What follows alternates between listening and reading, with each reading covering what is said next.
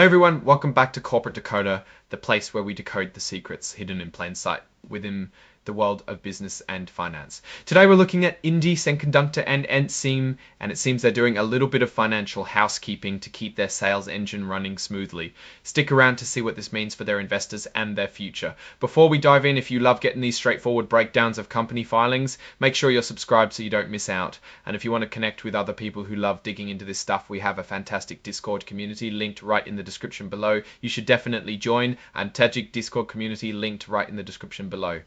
You should definitely join. Alright, so what we have here is a Form 8K filing. Think of this as a company's way of telling the Securities and Exchange Commission or SEC something important is happening right now that investors need to know about. It's not a regular check-in like a quarterly report, but more like an alert for significant events. The key date here is August 29th, 2025. This is when something notable occurred that prompted this filing. The company in question is Indie Semiconductor Inc. They are involved in the semiconductor industry, which means they make the tiny computer chips that power a lot of modern technology. This is just the standard header information telling us where this report is being filed. It's the official paperwork for the US market. Here we see some important identifying information about the company. Delaware is the state where Indie Semiconductor is incorporated, which is common for many US companies. 00149 is their commission file number, basically their official SEC filing number. And 88143159 is their IRS employer identification number, their tax ID. This tells us where their main office is located in Aliso Viejo, California, and the zip code. While addresses aren't the most exciting part, it gives us a sense of their physical presence. And here's their contact number. Again, not the main event, but it's part of the official record. This next part is about what the company has listed on stock exchanges. When a company's stock is registered under Section 12(d) of the Securities Exchange Act, it means it's traded on a national exchange. This tells us exactly what is traded.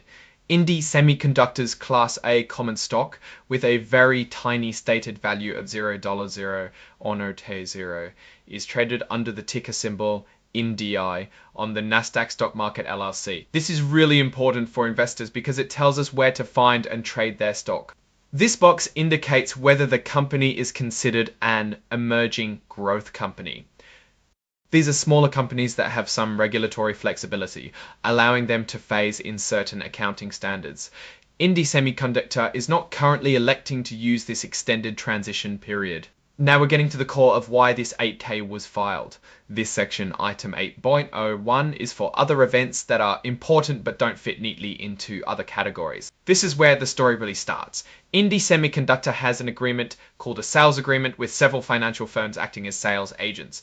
This agreement allows them to sell their stock in what's known as an at-the-market or ATM offering. Think of it like setting up a stand to sell their shares whenever the market conditions are favorable, up to a total of $150 million worth of stock. The crucial detail here is that $59.8 million setting up a stand to sell their shares whenever the market conditions are favorable, up to a total of $150 million worth of stock. The crucial detail here is that $59.8 million for these shares are still available to be sold.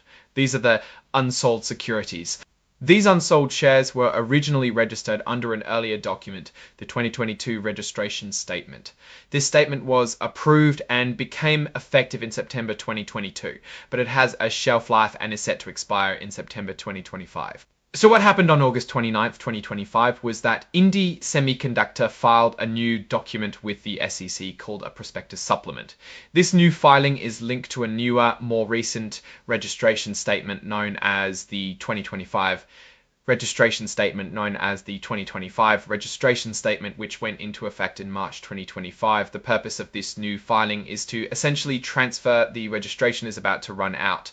To make this transition official, the company also amended its original sales agreement. This amendment is a technical change, essentially updating all the paperwork to point from the old registration statement to the new one. Crucially, the original terms of the sales agreement, like the fees or the conditions for selling shares, haven't changed. This means they can continue selling those remaining shares under the same general plan. Finally, we have item 901, which deals with exhibits. This section lists any supporting documents attached to the filing. Here we see the listed exhibits. Exhibit 5.1 is an opinion from Audrey Wong, the Chief Legal Officer, likely on the legality of the share offering. Exhibit 23.1 is her consent to be named in the document, and Exhibit 104 is the interactive data file for the cover page, which allows for easier digital processing. And signing off on all of this is Donald McClymont, the Chief Executive Officer of Indie Semiconductor, Inc. This signature formally attests that the information provided in the report is accurate to the best of his knowledge. So what's the big picture here? Indie Semiconductor is essentially refreshing its ability to sell stock it had previously planned to sell. They had $60 million worth of stock it intended to offer under an older registration, and that registration was about to expire. So on August 29th, they filed to use a newer registration to continue this offering.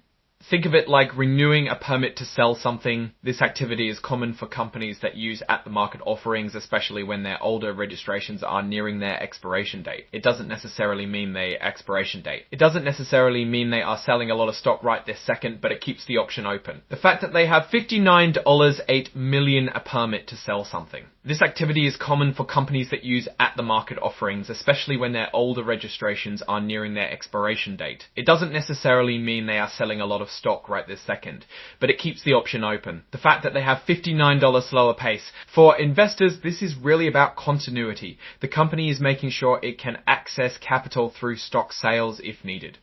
It's not a dramatic change in strategy, but rather a procedural update to maintain flexibility. Looking at the company's strategy, by allowing them to sell stock from time to time, they can raise capital without needing to go through a full new registration process each time, which takes time and money. This ATM offering mechanism is designed for agility. Now, if we look at their overall financial health, which isn't detailed in this specific filing, it's important to remember that this 8K is focused on the process of offering shares, not the results of those sales. Companies use these ATM offerings to fund operations, research and development, or acquisitions. The success of these sales and what the raised capital is used for ultimately impacts the company's long-term value. The current market for semiconductors can be volatile, with demand fluctuating based on the broader economy and technological trends. Indie Semiconductor, like many in its field, faces competition and the constant need to innovate. Keeping the ability to raise funds through stock sales is a valuable tool in navigating these challenges, allowing them to invest in new products or expand their reach. Staying on top of their actual financial reports, like their quarterlies used for, ultimately impacts the company's long-term value.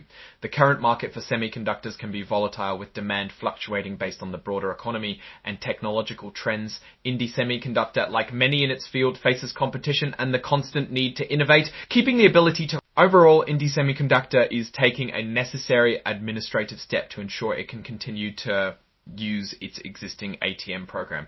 It shows foresight in managing their capital raising capabilities.